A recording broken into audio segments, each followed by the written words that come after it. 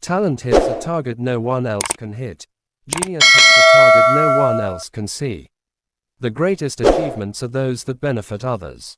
A man can be himself only so long as he is alone, and if he does not love solitude, he will not love freedom, for it is only when he is alone that he is really free. Mostly it is loss which teaches us about the worth of things. Every man takes the limits of his own field of vision for the limits of the world. A high degree of intellect tends to make a man unsocial.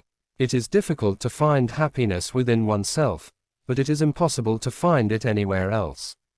Compassion is the basis of morality. The world is my representation.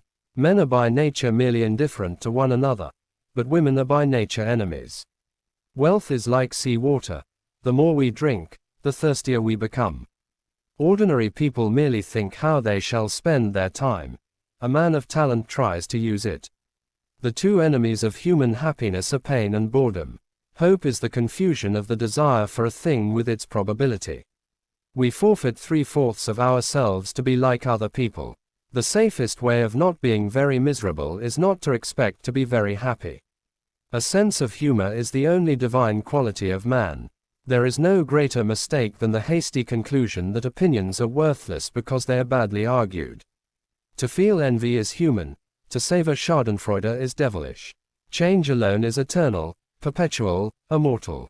To overcome difficulties is to experience the full delight of existence. The life of every individual, if we survey it as a whole and in general, is really a tragedy, but gone through in detail, it has the character of a comedy. The greatest wisdom is to make the enjoyment of the present the supreme object of life, for that is the only reality. All else is merely the play of thought. Religion is the masterpiece of the art of animal training, for it trains people as to how they shall think. Politeness is to human nature what warmth is to wax. The majority of men are not capable of thinking, but only of believing, and are not accessible to reason, but only to authority. The first 40 years of life give us the text, the next 30 supply the commentary on it. If we were not all so interested in ourselves, life would be so uninteresting that none of us would be able to endure it. Life swings like a pendulum backward and forward between pain and boredom. Suffering by oneself is always the least of evils. Just remember, once you're over the hill, you begin to pick up speed. Buying books would be a good thing if we could also buy the time to read them. Without books, the development of civilization would have been impossible. In early youth, as we contemplate our coming life, we are like children in a theater before the curtain is raised, sitting there in high spirits and eagerly waiting for the play to begin. It is only in the microscope that our life looks so big. Sleep is the source of all health and energy. Fate is cruel and mankind pitiable. Truth that is naked is the most beautiful, and the simpler its expression, the deeper is its impression. The shortness of life, so often lamented, may be the best thing about it. There is no doubt that life is given us, not to be enjoyed, but to be overcome. The greatest misfortune of man is that he was once a child.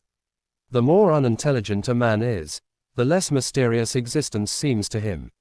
Life is a business that does not cover the costs.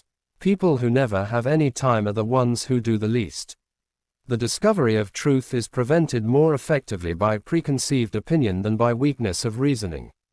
The eternal being, as it lives in us, also lives in every animal. The greatest folly is to sacrifice health for any other kind of happiness. The cheapest form of pride is national pride. One should use common words to say uncommon things. Great minds think alone. Ordinary people think in masses. The world is beautiful to look at, but dreadful in reality. Life is a struggle in which the strongest survive and the weak perish. Happiness consists in frequent repetition of pleasure. The greatest wisdom is to know oneself. Those who do not read are no better off than those who cannot read. To desire immortality is to desire the perpetuation of a great mistake. Boredom is just the reverse side of fascination. Both depend on being outside rather than inside a situation. The first step in wisdom is to admit our ignorance. The present alone is our happiness.